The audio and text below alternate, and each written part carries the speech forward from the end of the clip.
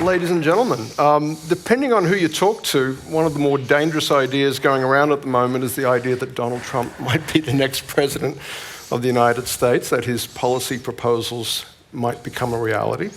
Of course, some people might say the same about Hillary Clinton.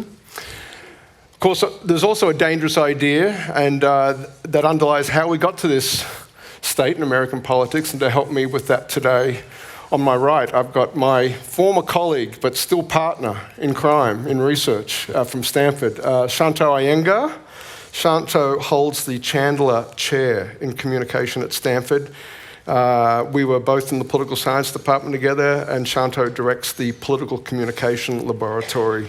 Shanto is probably America's leading expert in polarization as a mass phenomenon, as a phenomenon in the mass public, through a series of really innovative experiments, sometimes in the lab, sometimes embedded on surveys. Shanto's probably single-handedly shed more light on the way polarization works at the micro level throughout American society than any other scholar currently working on the problem.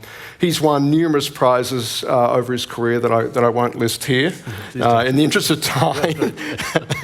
But one of his more recent books, and one that today's discussion will touch on, is News That Matters, Is Anyone Responsible?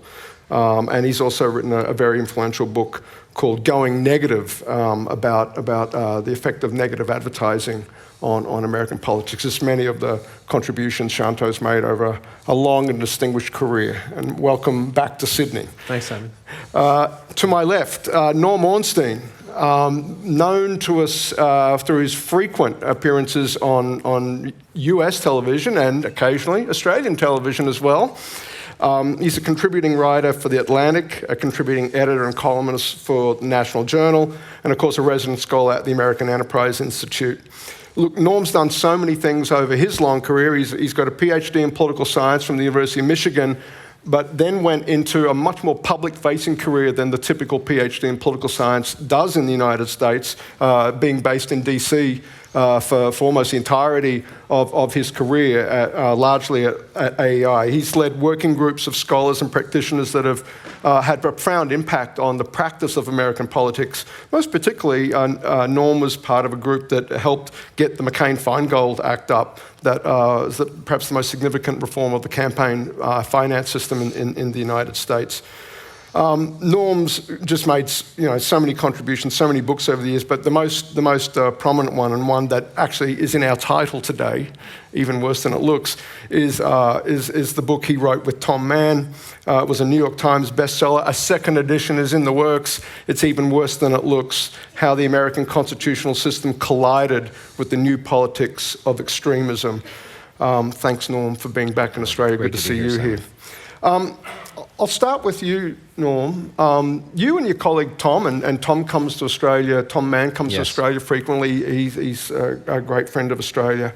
In April 2012, you guys made this extremely powerful intervention into American debate. And to, the quote that everybody remembers from that is the following: "The Republican Party has become an insurgent outlier in American politics, ideologically extreme, contemptuous of the inherited social and economic policy regime, scornful of compromise, unmoved by conventional understanding of facts, evidence, and science, and dismissive of the legitimacy of its political opposition." You and Tom traced that back to Newt Gingrich in 1994. But how do we go from 1994 and Newt Gingrich all the way to Donald Trump today? Could you connect those dots briefly for us? Sure, I can do it briefly. I do want to start, Simon, by saying that many of the people I've already met here in Australia, not surprisingly, are uneasy about the prospect of a Trump presidency, even more in the United States. And I reassure my American friends by saying, not to worry. If Trump becomes president, within a couple of months, he'll leave us for a younger country.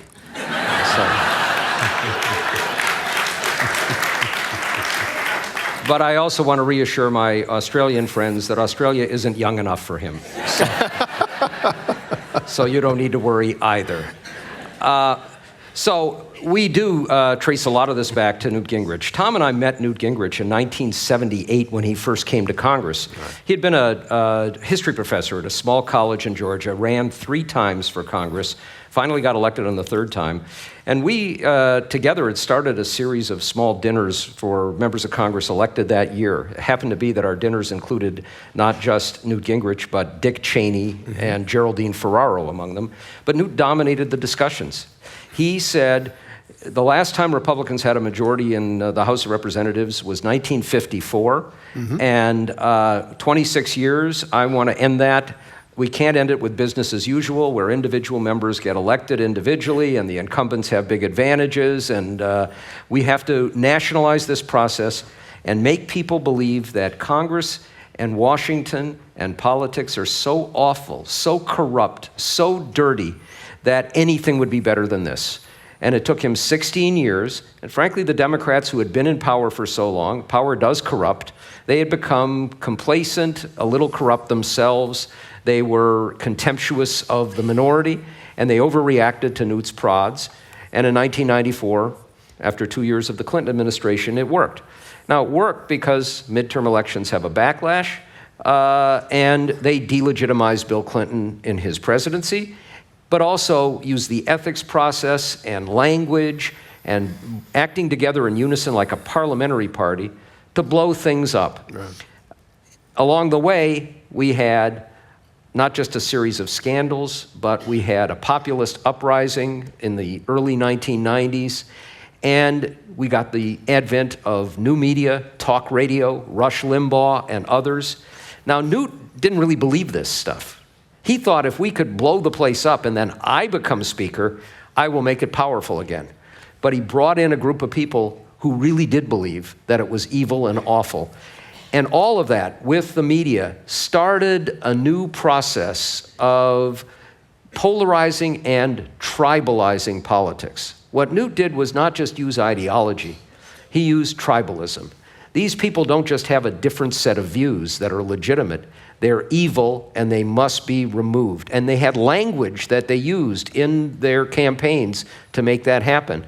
Now you can take that forward and move towards the next time we got a Democratic president. Barack Obama comes in, and the new generation of political leaders who called themselves the Young Guns, really after the movie that with Kevin Costner. And it was Paul Ryan, who's now the speaker. Before that, Eric Cantor, who became the majority leader. Kevin McCarthy, who's now the majority leader. They wrote a book called The Young Guns.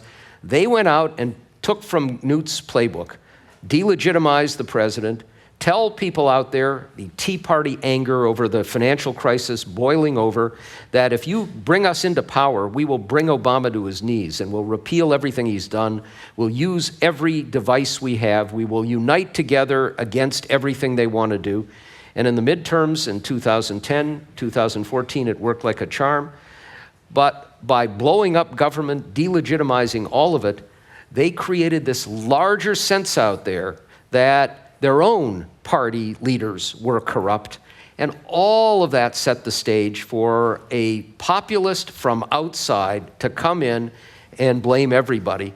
And you throw into that the racial factor as the society changes, the immigration issue, populism when it emerges with difficult economic times always brings with it nativism and protectionism, railing against the trade deals. And the seeds were set for Donald Trump. And I would just end by emphasizing there were a lot of things behind this, but this is so much a self-inflicted wound by a Republican establishment that now is powerless to do anything about it. Yeah, I'm reminded of the old joke about,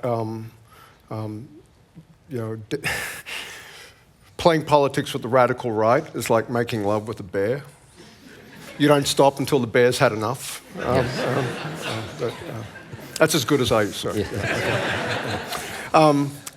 That's a nice lead in, Shanto, isn't it? Welcome. Oh, thanks. No kidding. So look, let's turn to your area of expertise, and that's the mass public. So Norm just described this, what's going on at the level of political elites, particularly in the Republican Party, how a strategy perhaps got out of control for them. But what's going on down at the level of mass public? What's some of the things that your research has taught us about polarization as a phenomenon at the mass level? Well, I think it goes back to what Norm was just saying about this notion of tribalism. The fact of the matter is that the American public today is really hyperpolarized. And by that I mean Democrats and Republicans, the people who support the two major parties, they don't really see themselves as people who simply disagree on the issues, but instead they see themselves as subscribing to very different worldviews, two very different set of values. And as a result, over the last 30 years, we've seen this trend of increasing animosity across the party divide. It's not simply, when I say animosity, I'm not simply referring to stereotypes. People, Democrats saying, Republicans are the fat cats, they only care about the wealthy, or Republicans talking about welfare cheats, and the Democrats being the party of tax and spend. I'm talking about much more personal kinds of attacks. So I think you're all familiar with the operative chant at the Republican National Convention was, of course, lock her up. And for their part, the Democrats have said things about Mr. Trump, including he's a bigot, he's a demagogue, and most recently, the campaign manager for President Obama's two successful races called him a psychopath. So there's plenty of blame to go around in terms of vitriol and rhetoric. But the point I'm trying to make is that when political leaders speak in those terms, ordinary people tend to believe what they're saying. So it's not surprising that rank-and-file partisans now believe that their opponents are scurrilous. They've been exposed to years of this kind of vitriol, this kind of attack mode of politics. So anyway, to make a long story short, what we have found is that today, people view their partisan opponents, that is to say, Democrats view Republicans, more negatively than they view members of other social outgroups. So, of course, you all know that in America, the racial cleavage is, historically the most salient and the most powerful.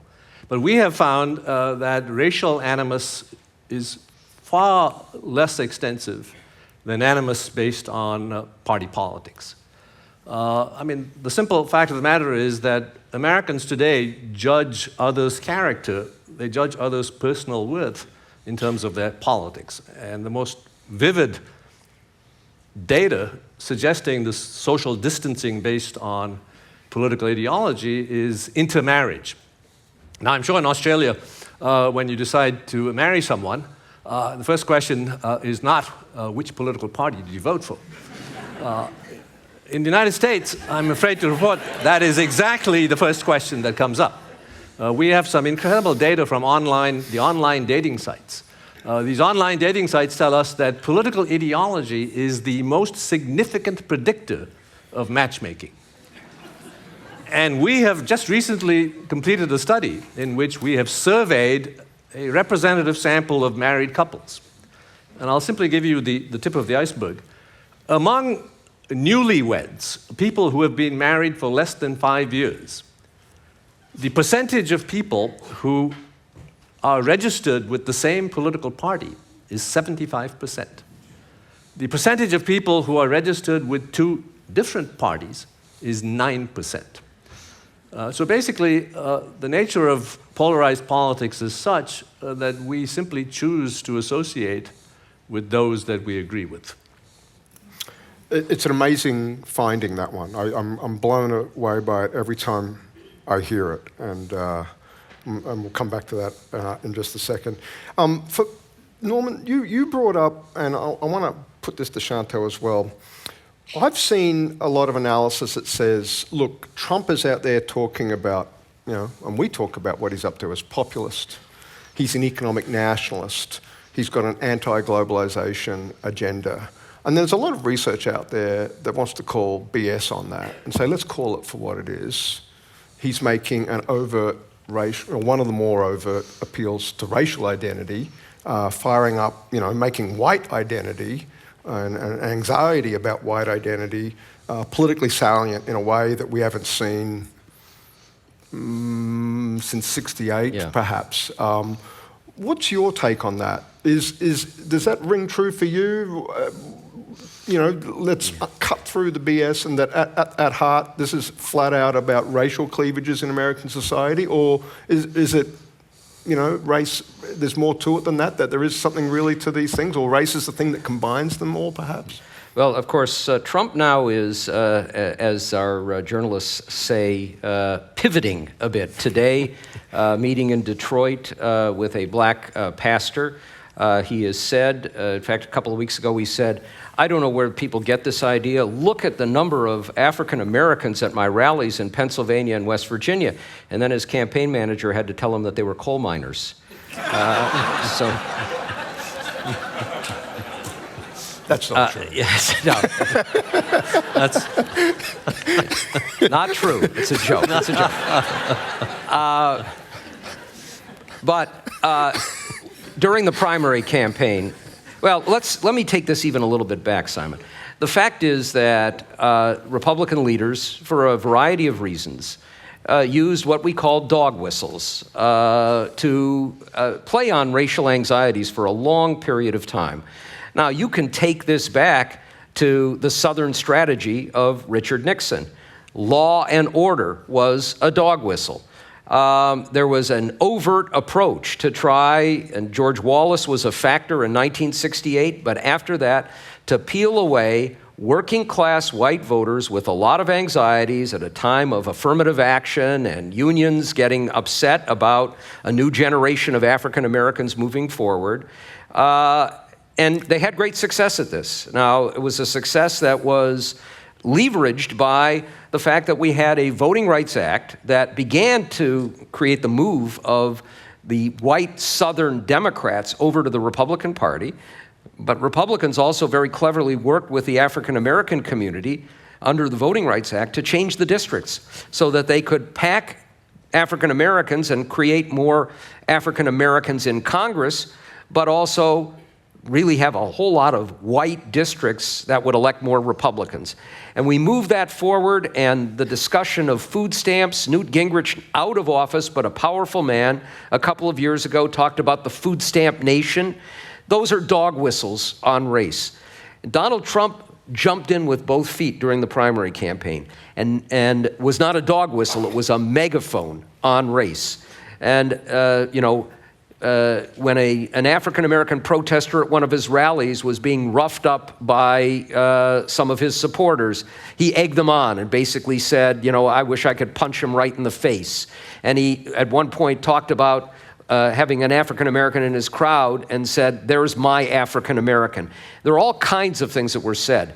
Now, he's changing his rhetoric a little bit, but the rhetoric that he's using is alienating African Americans even more and appealing more to those white voters in saying, you're in horrible lives. Everything is awful where you live, and the Democrats have been your party. Come to me. What the hell have you got to lose? That's not exactly a way to create a racial unity in the country. And what we're seeing is, in some states, the polls are showing 0% support for Trump. Now, there is a larger economic anxiety. White working class voters, and our country has been moving by 2% every year inexorably towards what will be the majority minority population. The sense that they're being dislocated in their power in the society combines with the fact that they've had stagnant wages and a belief that they're being screwed by everybody coming and going. But the overt racial appeals are there, and the other point that we have to emphasize, I think, over and over again is, in the new media culture, millions of sources, any restraints, any sense that things are off limits to say, any notion of shame is gone now. And, everybody is one click away from the most vile pornography you can imagine, one click away from violence that is almost unimaginable. Video games that do that as well. And what's happened is racial terms that used to be at least not acceptable in wider discourse are now there more. And Trump is retweeting things from white supremacists and basically very happy to accept support from people like David Duke of the Ku Klux Klan. And all of that is increasing the racial tensions, and then you throw in Mexican rapists, murderers, and keep all Muslims out, and have an ideology test and a loyalty test. And we haven't seen this since even George Wallace, when he ran as an independent, didn't use the megaphone in quite the same way. It's really quite striking and, frankly, extremely frightening. Shanto, I want to get your views on that. Again, given the fact that your scholarship is directly on what's going on in mass opinion. I would agree with pretty much everything that Norm just said. The mathematics is really pretty simple. If you're a Republican, you look at the data in terms of voter registration, okay? So there are more Democrats than Republicans. But then you look at the data on the distribution of race, and white people in America are still a majority. That's not going to be the case for long, but today they outnumber everyone else. So if you're a Republican and you look at the data and you say, well, look, there's more Democrats out there, but if I can make this election a conversation about race, I'm better off. If I can somehow sell the Republican Party as the party of whites, I'm going to be better off. And so, as Norm was saying, the so-called dog whistles or implicit racial appeals have been out there for the last 45 years, ever since 1968, and Richard Nixon positioned himself as the law and order candidate. I mean, law and order became a buzzword for African Americans rioting in the streets. Trump, of course, has taken it to a totally different level. I mean, I say implicit racial appeals. Trump's appeals are almost like, hey, vote for me, I'm a racist. Then it's not exactly implicit. But I will say that there are other factors that have made race prominent. I'm not sure what it's like in Australia, but in the United States, millions of people watch the local news every day. The local news, it's most media markets now have found that local news programming is so popular that you are exposed to local news for 3 or 4 hours a day. I used to live in Los Angeles, where people can watch local news nonstop from noon through 10 p.m. And one of the things that makes local news so popular is that there is this fixation on violent crime. And we've actually tracked the content of local news, and sure enough, the focus is on minority groups. Invariably, you see perpetrators, suspects who are either African American or Latin American. So there's a lot of sort of built-in, if you will, racism that links minorities with crime. And so if you looked at the TV ads that were run in this cycle, both by people like Ted Cruz and Donald Trump, they showed victims of violent crime committed by illegal immigrants. So they were basically explicitly connecting crime with immigration. So yes, I think this is a really dangerous strategic move. The decision to deliberately couple issues like immigration with crime, it's potentially quite incendiary. And I'm not really, I'm really at times quite scared about the prospects of violence in the aftermath of these kinds of divisive racial appeals. Simon, let me just add one thing. The underbelly of ideas here go back to the beginning of the Republic and probably earlier. Mm-hmm. And the late, quite remarkable historian Richard Hofstadter wrote a couple of books in the early 1960s, Anti-Intellectualism in American Life, and another one about extremism in the society, that point all of this out. The difference now, in some ways, is that they're not atomized in a way that people were in the past. You could have local branches together, except for when the Ku Klux Klan was almost running Southern society for a period of time. These were isolated groups, and John Birch Society included among them.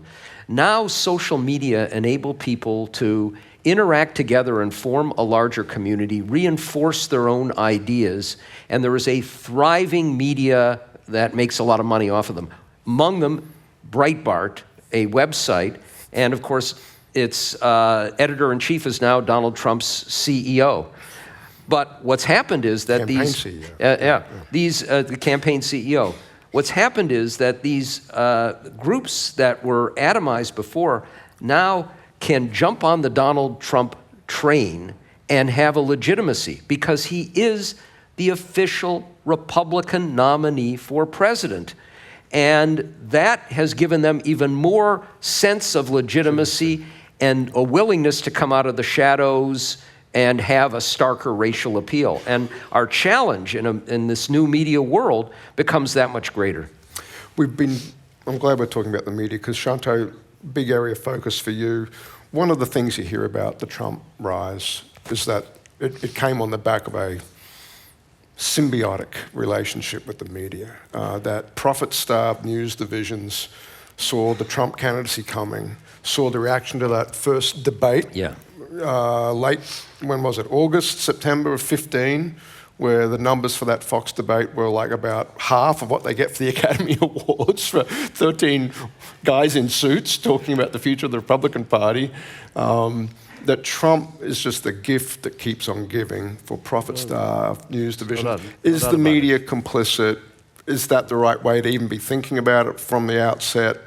Is it different now than it has been in previous cycles? No, without a doubt. I mean, unlike every other industrialized democracy, the United States has never subscribed to the theory of public broadcasting. So everything is on a commercial basis. So in that sense, the market share is critical. That's what drives revenue. And Donald Trump is obviously someone who attracts attention, and so he sells. And so if you look at the amount of news coverage accorded the Republican primary candidates, I've forgotten what the actual number is, but it's something like, 60 or 70 to 1 in favor of Mr. Trump. And actually, we have a wonderful natural experiment on the power, the economic drawing power of Mr. Trump. There was that one debate. Mr. Trump decided that he would not participate. I think it was the second Fox debate. And he was thinking about the first debate when he had made all those comments about Megyn Kelly.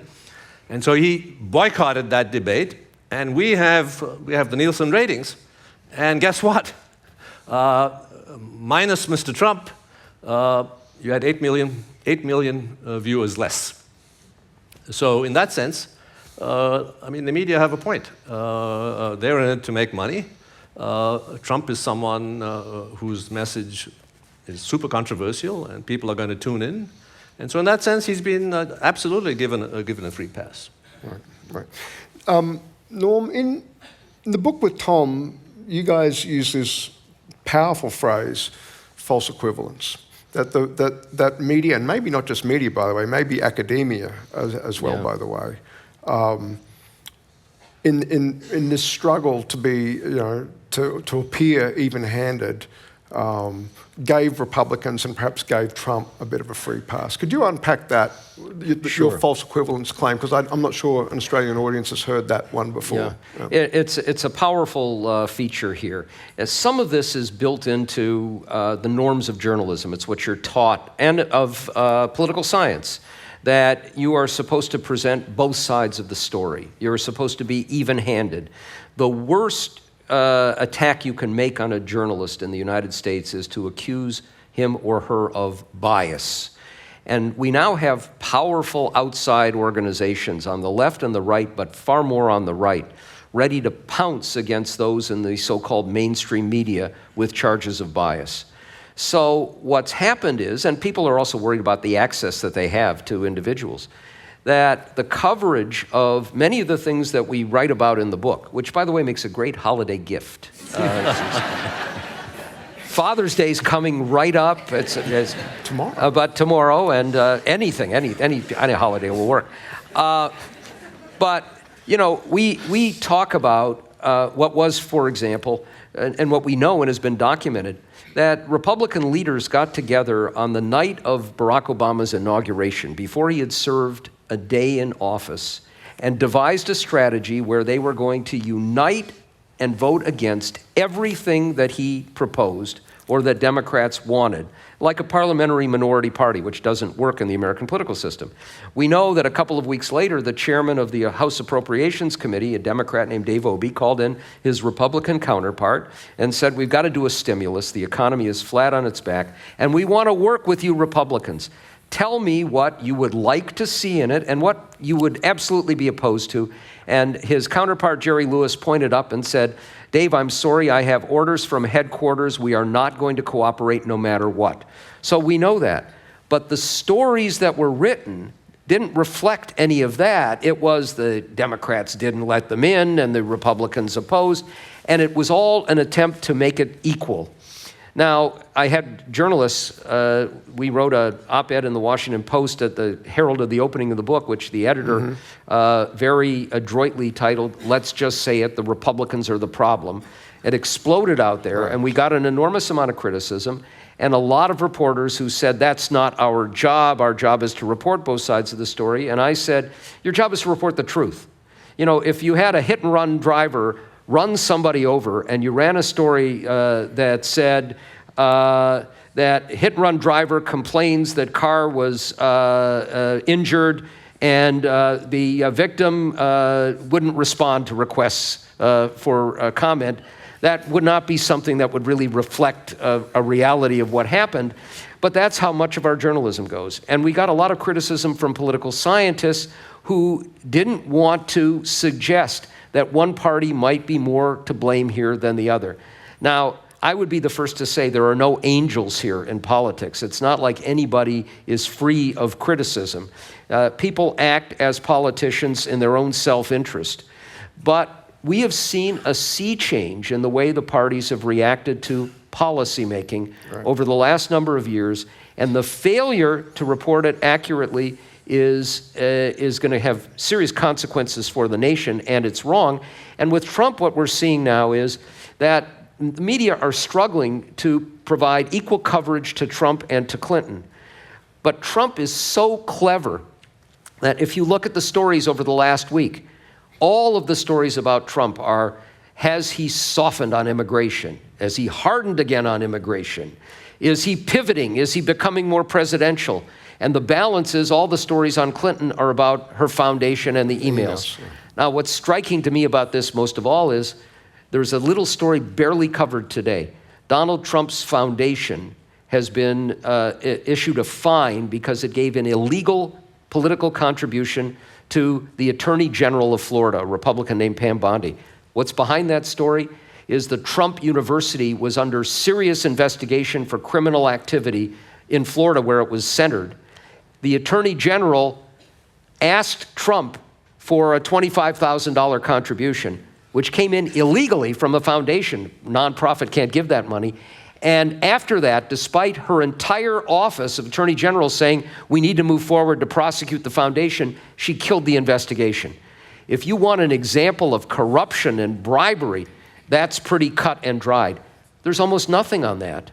So there's a real challenge here, I think, to our mass media, a gut check, and a challenge to our profession of political science that has to look at this in a straightforward way in terms of what's going on.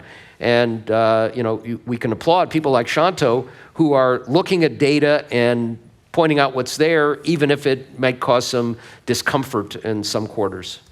Shanto, is polarization asymmetric? It's more of a case of Republicans going off to the right quicker than Democrats are going off to the left?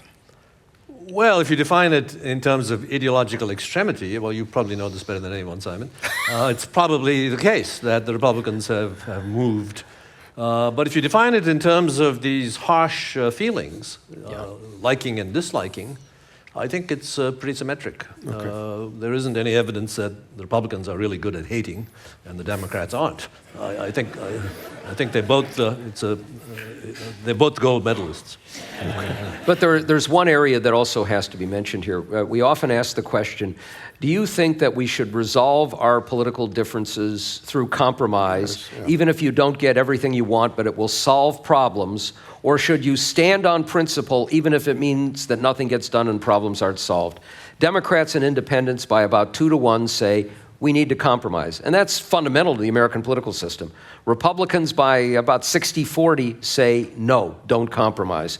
And that's asymmetric in a way that moves beyond ideology or beyond hatred to a fundamental question of whether you can use that and be able to govern.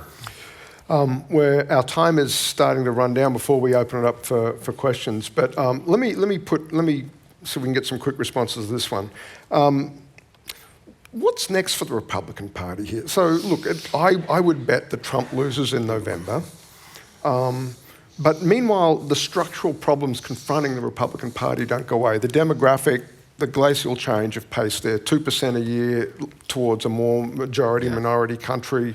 I think this time around we're expecting the voting public to be about 72% white versus 28 to 30% non-white. What's the way forward for the Republican Party here? I think this will be a catastrophe for them in terms of dealing with that growing segment of the American public, non-white segment of the American public. So what's the plan? Like, why can't they just figure this out and understand essentially their market share is declining? They've got to change the business model.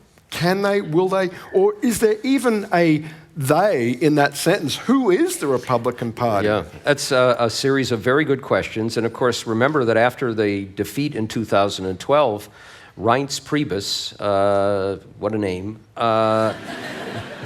the chairman of the Republican National Committee, one of the things that our wonderful Stephen Colbert pointed out is that if you take the name Reince Priebus and remove all the vowels, it comes out to RNCPRBS. But that aside, they did a famous autopsy in which they said, we will be a minority party unless we change and appeal more to minorities. That's out the window now.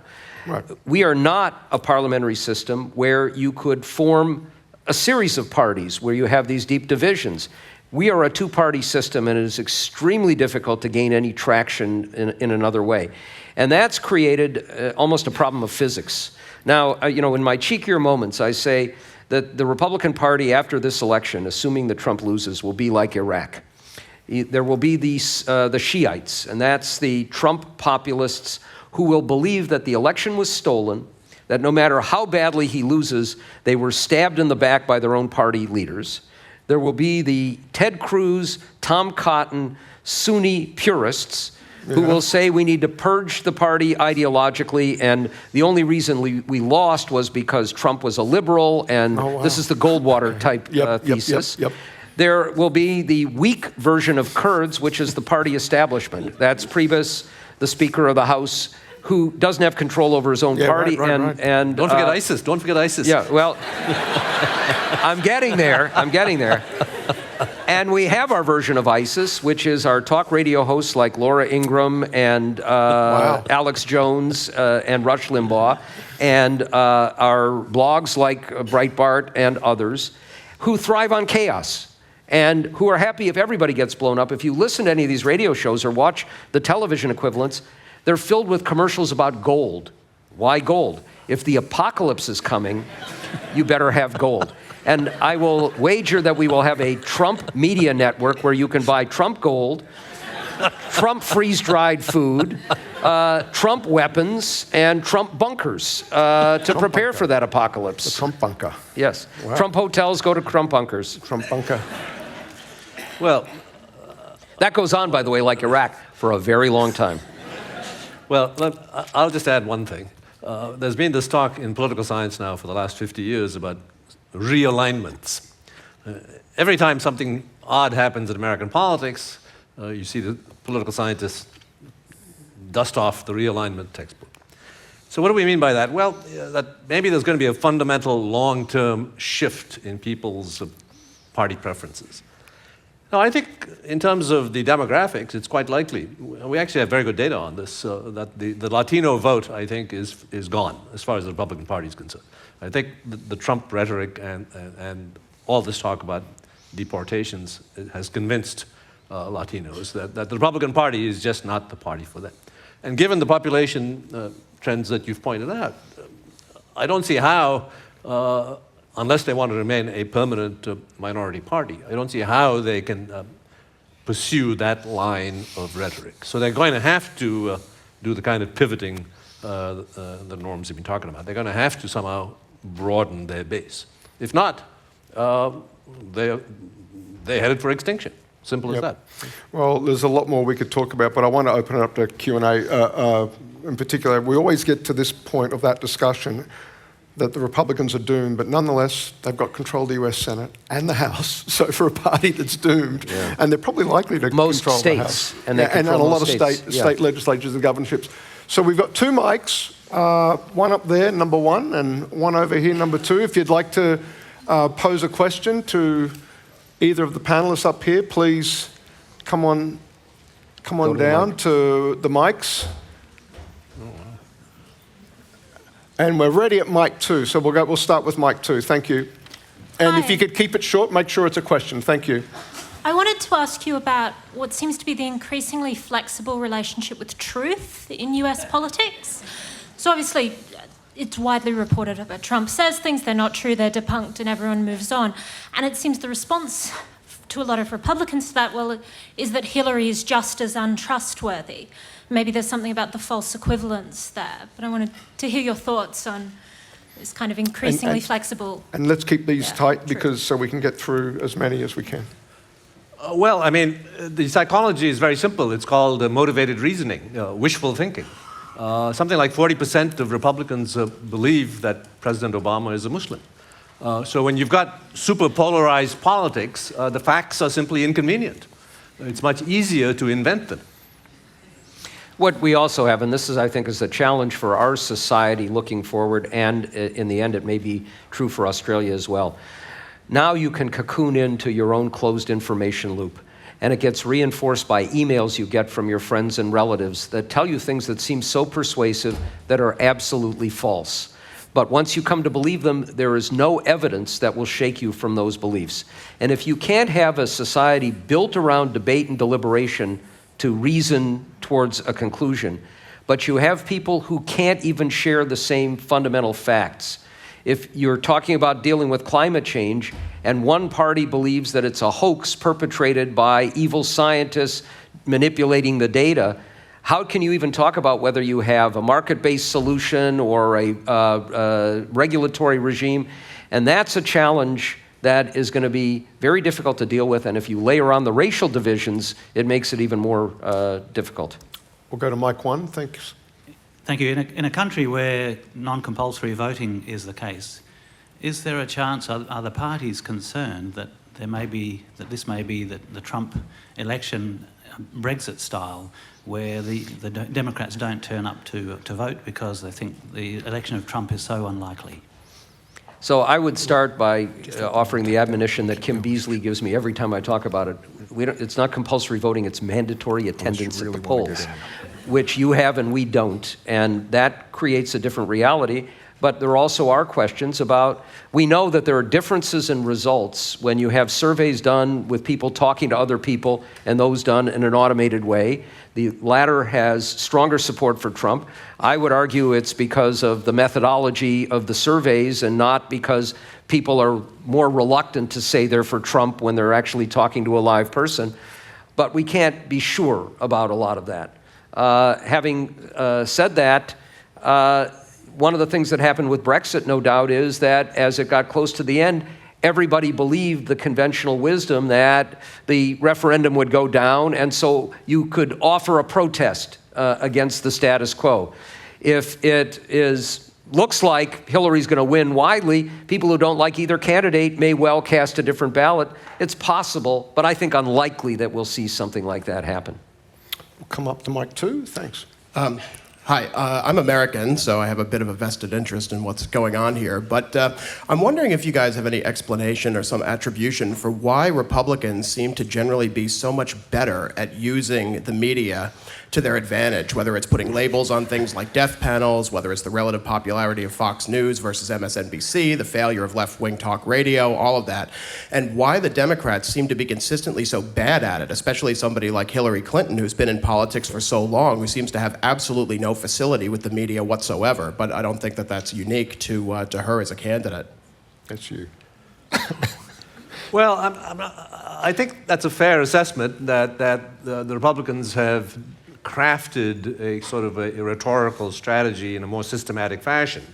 So the use of sound bites, the death panel example, for instance.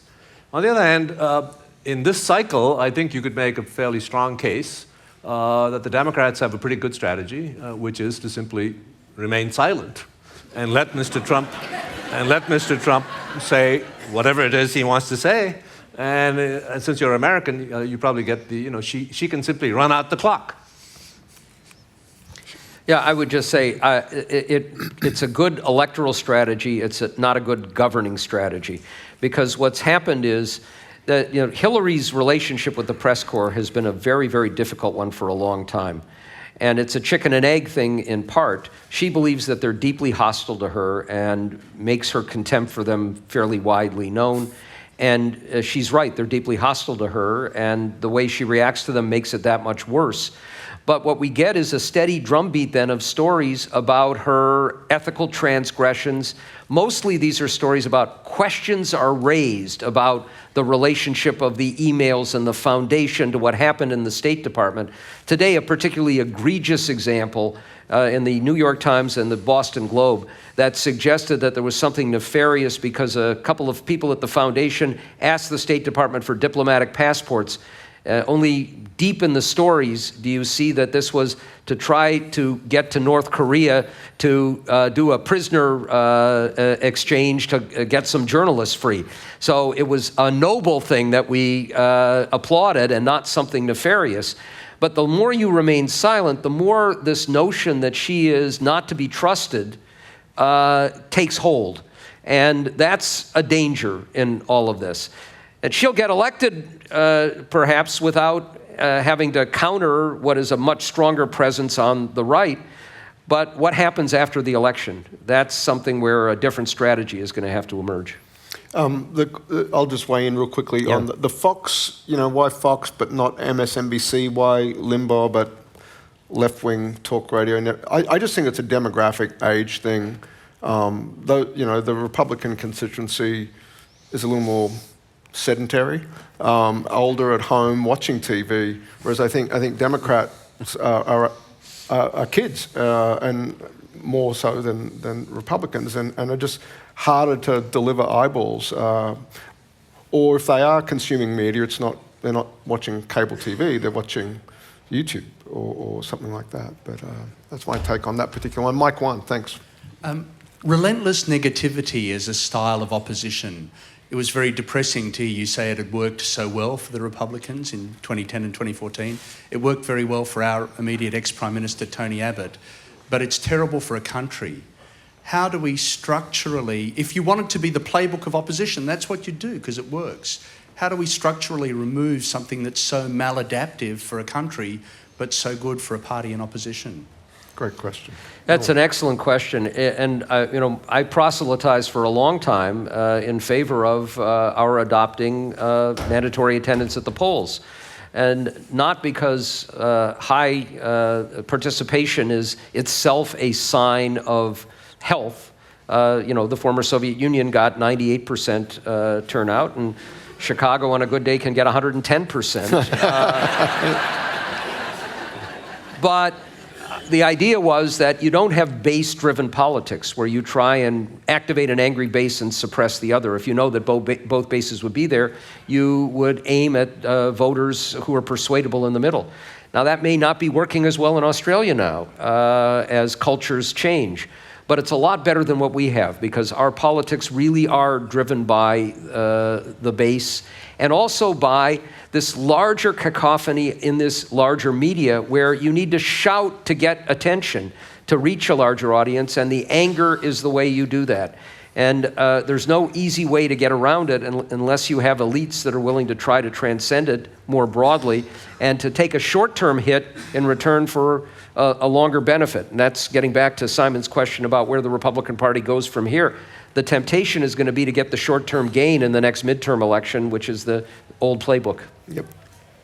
Well, the only thing I would add is that there's not much we can do about negativity in the American context since we have the First Amendment, which guarantees anyone the right to speak.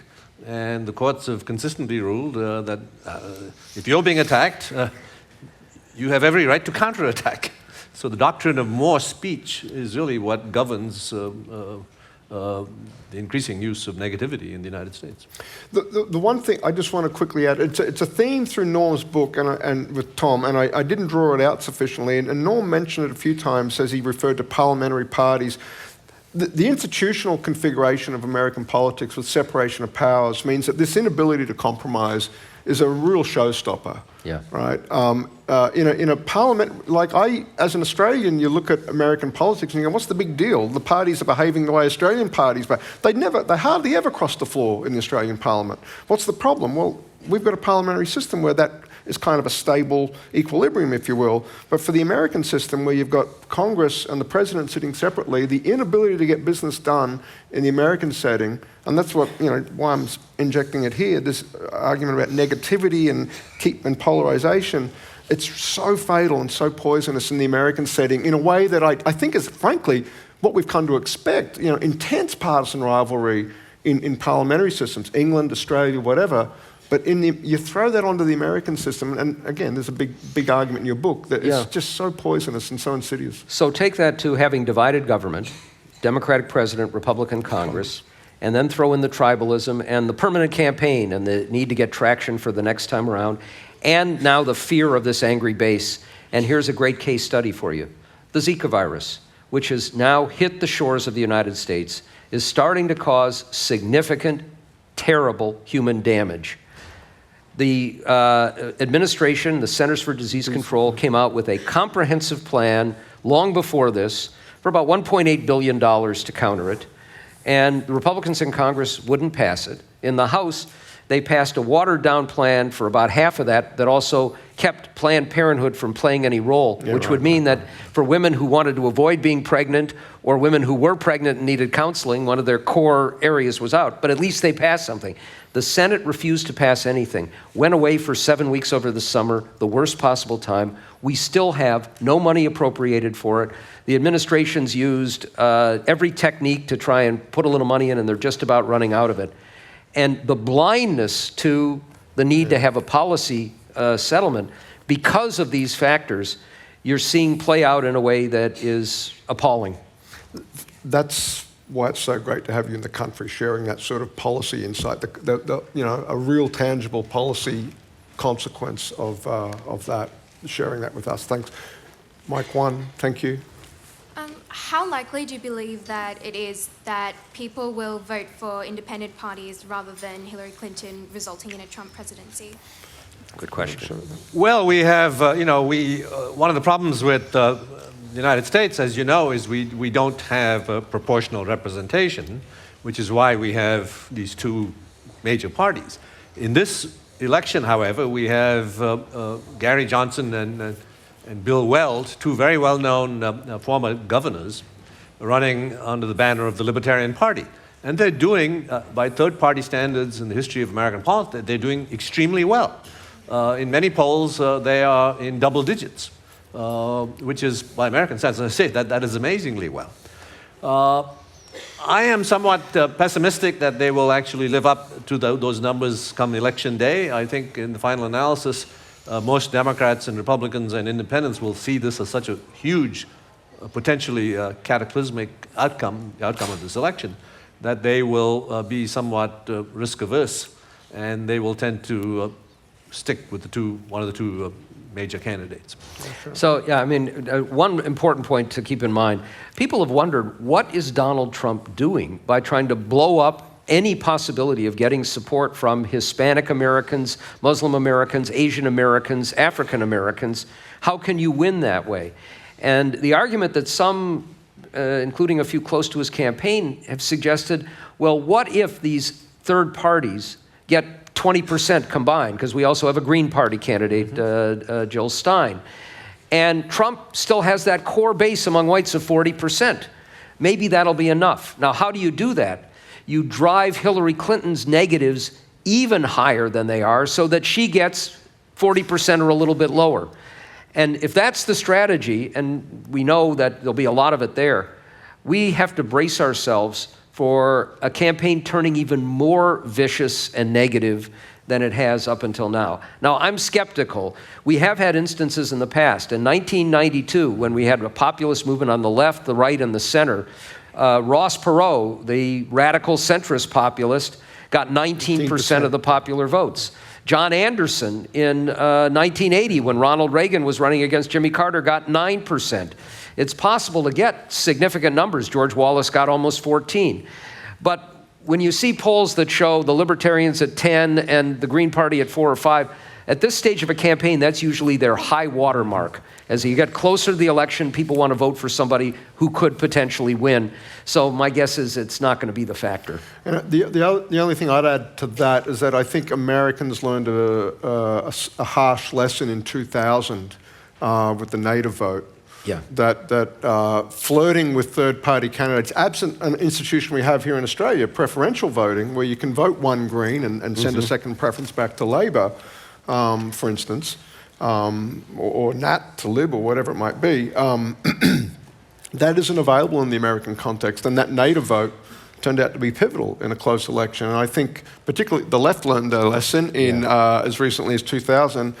The Perot vote largely, most analysis suggests that took more from Bush than from Clinton. But it's been a while since Republicans, they're in a pickle, right? And that's in particular with Trump as their nominee. So I think that's part of the story as to why those numbers are as high as they are. But one more question from Mike 1. Thanks. Thank you.